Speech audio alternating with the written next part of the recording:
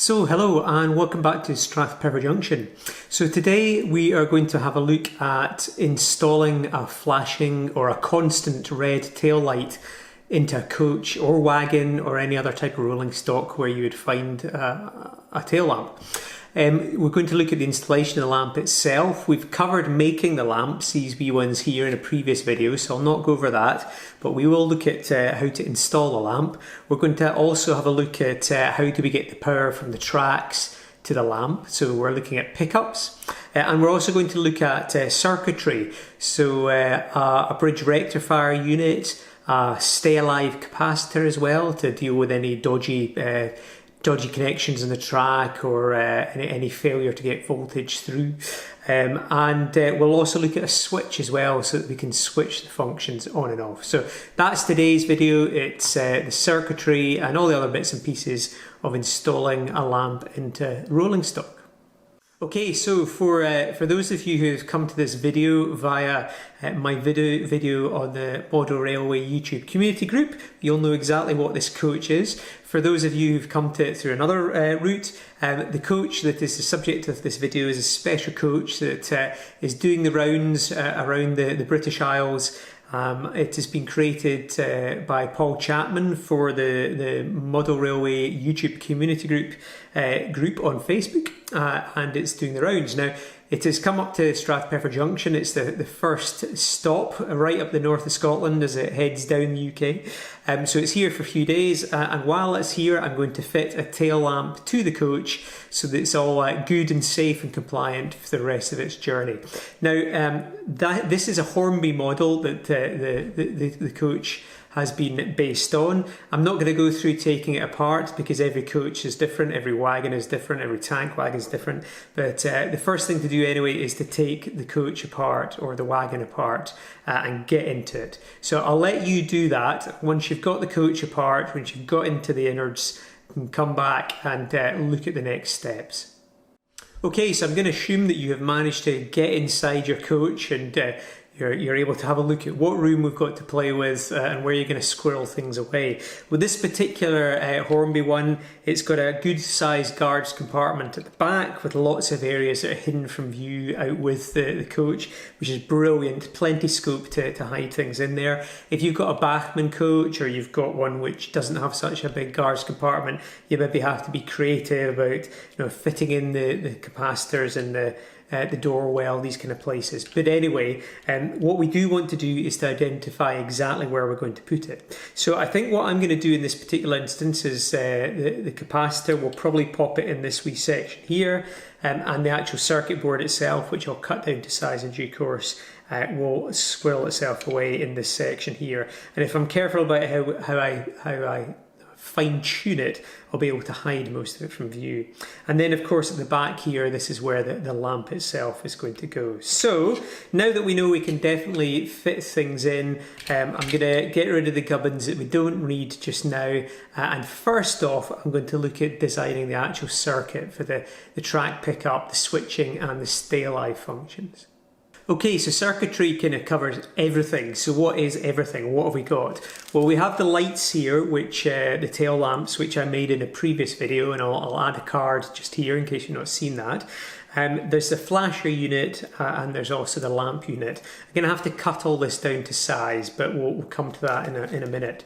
Now, we need to get the power from the tracks, and I do that a variety of different ways. Sometimes if it's a coach which has come from the factory with lighting, you can tap into that lighting.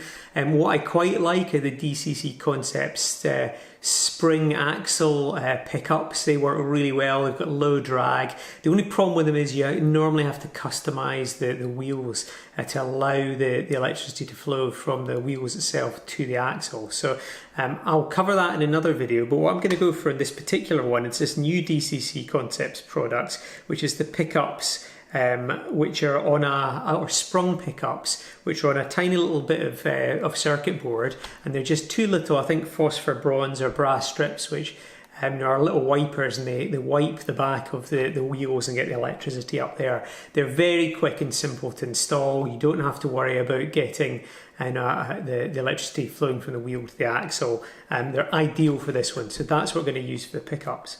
What else have we got? Well, we've got the stay alive capacitor. I like to go for about 1,000 microfarads. That I think offers a good amount of stay alive power for coach lighting or for tail lamps. You want to go for 25 volts if you can. The track voltage on DC is about 12 on AC, on DCC, which is a sort of AC. It can be around 16 volts, sometimes a wee bit higher. So the 15 volt capacitors that you get are probably a little bit in the low side. So I'd go for the 25 volts. We need a bridge rectifier. They come in lots of different shapes and sizes, or you can make your own out of 4 individual rectifier diodes, but I quite like these little ones. They come with the different legs there ready to go. We need a resistor. For this particular one, the resistor is to protect the capacitor. It's a 220 ohm resistor, and all that's doing is I think it's an inrush resistor, just to prevent any overloading of the capacitor. You will need other resistors for the LEDs that come later on in the circuit. For this particular project, there's a resistor already in the flasher unit, but if you were doing your own flasher unit, or it was a constant red and you're using your own resistor sort of circuit for that, or you're doing coach lighting, then you would need to put a resistor in circuit. But anyway, for now, for what we're doing this project, 220 ohm is all we need.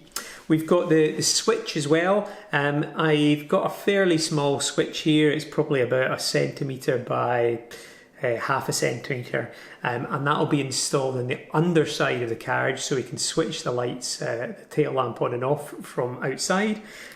We have some circuit board here. This is prototyping board. You could use strip board as well. I have this in stock, so that's why I'm going to use it, but no particular preference.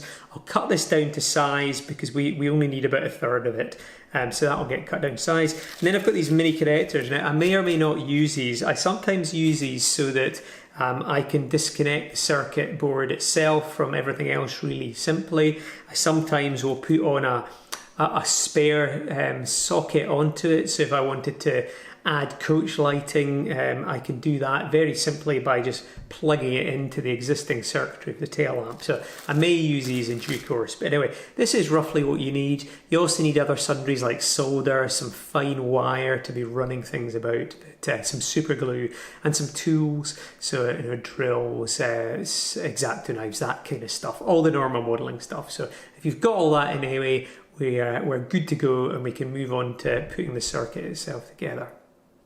Okay, so I've drawn a circuit diagram which I'll make available in the links below for the circuit that I'm going to do. It's one that I've used before. It's very basic, pretty simple, but it works. So that's the main thing.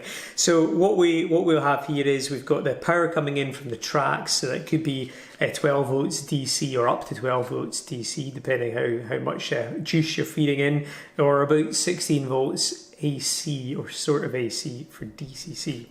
And that comes in on one side, it comes in onto the circuit board, and then there'll be a wee loop going to the switch. And if you wanted to take the switch out of the circuit, it's dead easy. You would just put a little jumper across these two sections here so that it's always on. But anyway, the switch can go on here. Ignore this. This is just if you wanted to have a DCC chip in it as well, but we're not doing that for this one. So anyway, so we've got one leg coming in through the switch to the bridge rectifier, and we've got the other leg coming in for the tracks into the bridge rectifier. So the bridge rectifier is just an arrangement of 4 diodes, which changes alternating current to DC current. It will work well as well on a DC circuit because it ensures that the positive and negative of the DC is always the same way around. So if you feed in the voltage from the DC circuit and it's plus and minus, if you then reverse the controller, then without the rectifier on DC, the LEDs wouldn't light. So that's why we need the rectifier for DC as well. So then it comes out one leg of the rectifier, we've got that 220 ohm resistor. On the other leg, we've got nothing. Then we have the capacitor across here. So that will suck up power when it's getting fed from the track. And if there's a break in the track voltage, it will then feed back into the circuit, which will come out this way. And in this particular diagram, it's feeding a coach lighting circuit. But rather than having coach lighting, we'll have these 2 wires coming out and they will feed the flashing tail lamp. So that's pretty much what we're going to do. I'll move this out of the way and we'll get over to installing or setting up the components. But if you do want a copy of this, feel free to download a copy via the link below. Okay, so it's a fairly straightforward circuit, and as we've covered there, we need the rectifier, we need the capacitor, we need the resistor, and we need the switch. And we may or may not need the little mini connectors, so we'll see in due course. But anyway, what we need to do anyway is to cut this to size. I reckon it probably only needs to be about 2.5 to 3 centimeters long, and then this width here. So we need to fit all these different components on, and that is sometimes a tricky thing with these, is how do we arrange them. What I quite like to do is just to very loosely place them like this to get an idea. Now, what I'm going to do is probably have this sitting in a different compartment, so this doesn't need to come off the circuit board itself, but depending how you are going to lay it out in your coach, you might want this directly into the circuit board. But we want to take it out separately, but to do that we still need to have it or have some wires fixing in, so we'll probably want this capacitor about there, and then this switch will loop out and loop back. So yeah, I think about 2.5 centimeters will be fine. So I'll go away and I'll cut this little bit of circuit board down to size, and then we'll start arranging the components and soldering. Okay, so I've been up at the bandsaw and I've cut this into 3. I only need 1, so I've got 2 for another project some point in the future.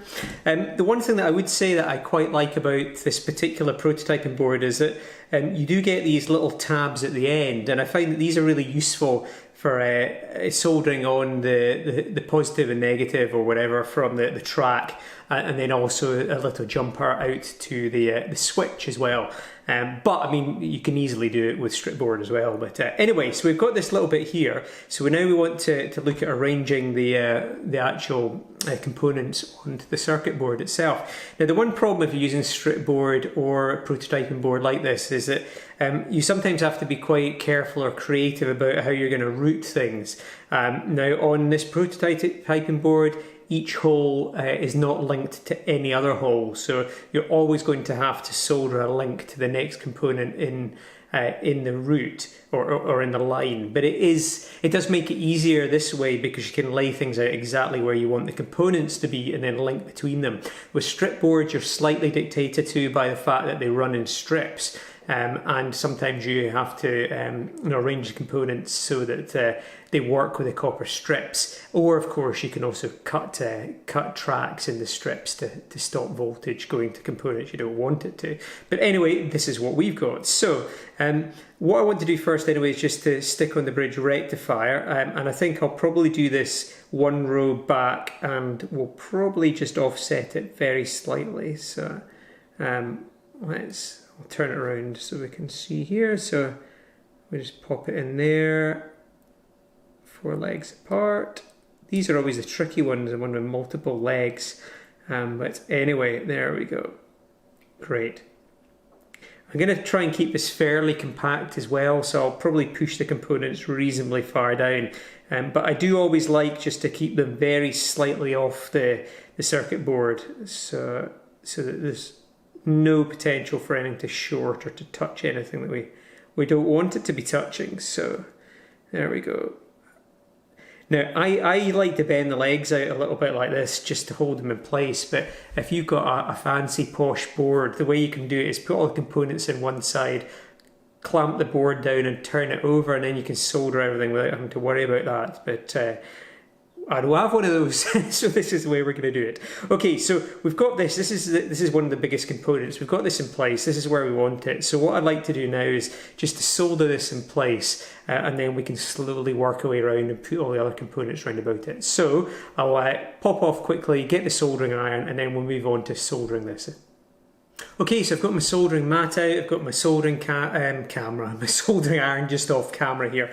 The one thing that I would just say quickly about how I'm doing the circuit is I've done the circuit diagram which shows what goes where, but really when you're working with this type of prototyping or strip board, it's all pretty customizable, and what you do and the way you lay it out might through necessity, if nothing else, be a wee bit different to how I'm doing it. So don't necessarily follow exactly everything I do. Follow the circuit diagram and follow the general principles, but you might want to lay things out a wee bit differently depending on the scenario that you're working with. But anyway, we've got the flux, always good to have on standby. We've got the solder here. I like to keep mine on a little reel like this, just to keeps it neat and tidy and easy to dispense when you need it. For very quick soldering jobs like this, I like to use a little bit of blue tack rather than a helping hand. I find it just holds everything exactly where we want it, a little bit more easily than a helping hand. And I think for this one, we'll just hold this in place like this. That'll do. Great. So what I'm going to do anyway is just to very quickly tack, as much as anything else, I guess, tack these leads in place just with a little bit of solder. The way that I like to do that, as many people do, is just a very small blob of, or dab rather, of flux. And because it's flux core solder I use, it's kind of not necessary, but it's kind of belt and braces. It does allow a nice quick and clean joint to be formed, so it's something I do. Anyway, right, let's get some solder on the soldering iron. Just give the tip a quick clean there. And, oh, I better switch it on first. That's always a good one. Right, switch it on, I'll let it heat up. We'll be back in a second. Okay, so we had a little false start there, but that's the iron heated up. I'll just give the tip a quick clean. We'll just get a little bit of solder on there. And I will just get soldering.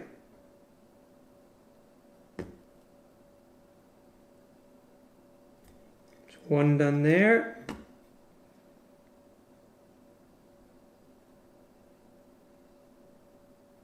It's two.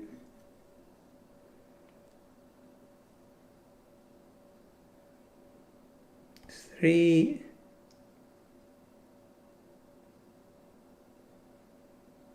That's four. And I just want to quickly reflow the original one. There we go, great. Okay, so you really don't need very much solder at all. It's just enough to get that contact made and get the component in place, which it is there. And now we can think about the next component.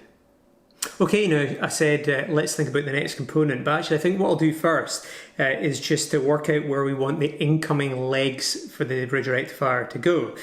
So if just referring to the diagram that I did before, we've got two tabs that are bringing in the track voltage.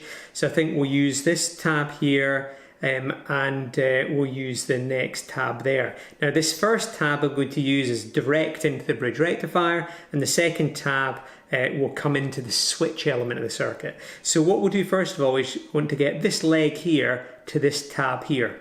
So the way that I think I'll do it is to feed it in through the hole, this hole here just above, so that it will come out this way, and then I can bend it over to the tab, and then we can get everything soldered together with the wire coming from the pickups. So I'll just do this now. Use some pliers here, just to feed it in there. This is a wee bit fiddly, this one, but the legs on this are fairly malleable, pliable, whatever we want to say. So we'll just feed it up through there. There we go.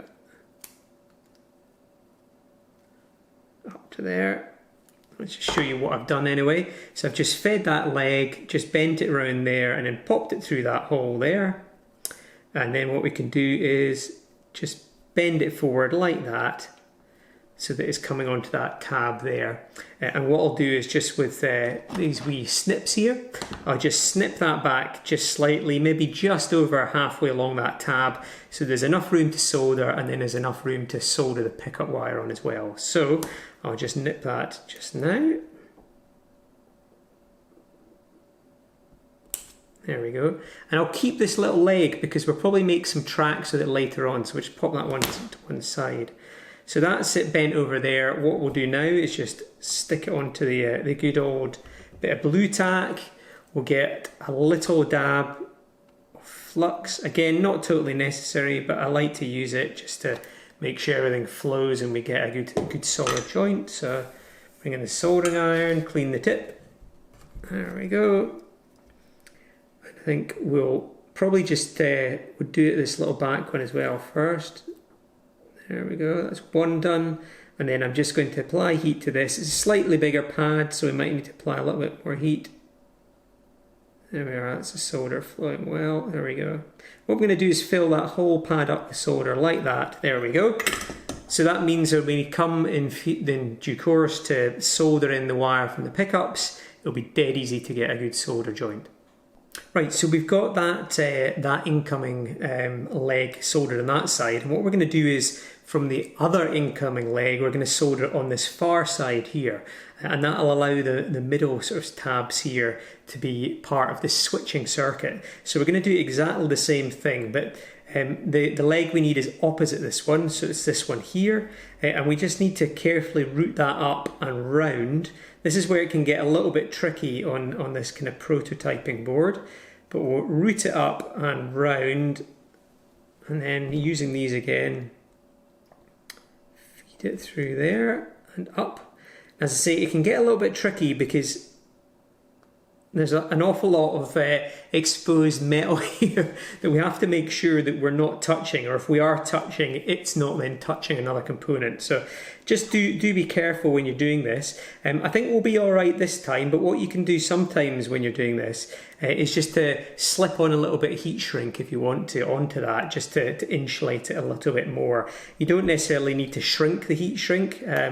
It totally depends on the situation, but let's just keep feeding this up a little bit. I just need to make sure that this is the second leg here, that we're clear away from that. So we'll keep feeding that up. Once it's soldered in place, it should be pretty much impossible for these things to move. Yeah, that'll be all right like that.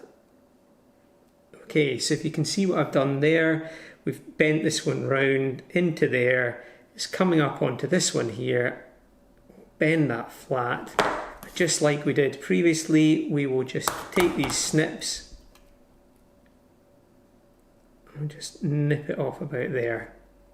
There we go. And we'll save that wee leg for later, just in case we need it.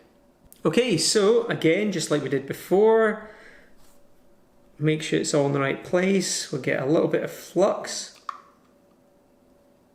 Pop it on that side there. Well, that was way too much flux. But anyway, and I'll just pop a little bit on this side just to save me having to do it when I come back. Lid back on, always important. This stuff is sticky. Sticky. You don't wanna spill it anywhere. Believe me, I've done it on the wife's kitchen table and it was a nightmare. Anyway, right, okay, so let's just get some heat on this side here. And introduce the solder.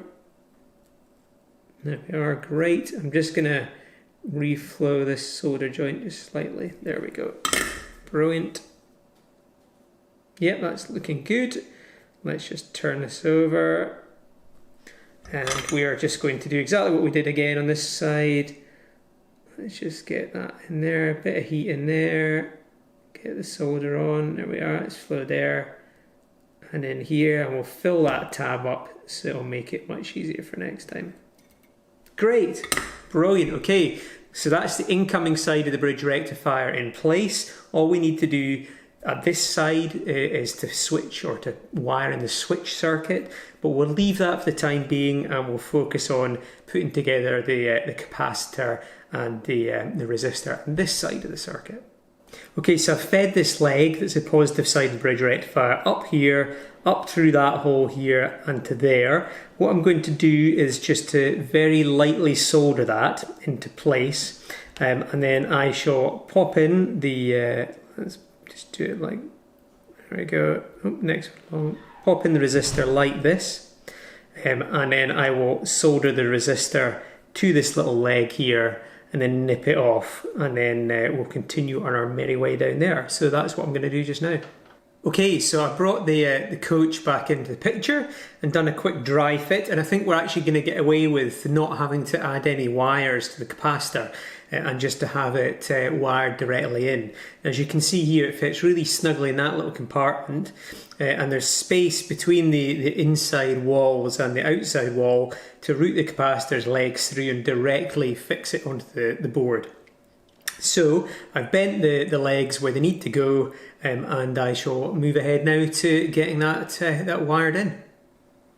Okie dokie, so I have bent the wires on this side of the capacitor so they'll fit in past the wall, and I put a little mark just with some permanent marker pen on the legs here, so I know that it's okay to fiddle or bend with them on this side, but on this side they need to keep straight. So electrolytic capacitors like this one, they are polarity dependent, so we need to connect the negative, which has got the white or the negative sign here, with a negative rail, if you want to call it that, on our circuit board, and the positive with the positive rail.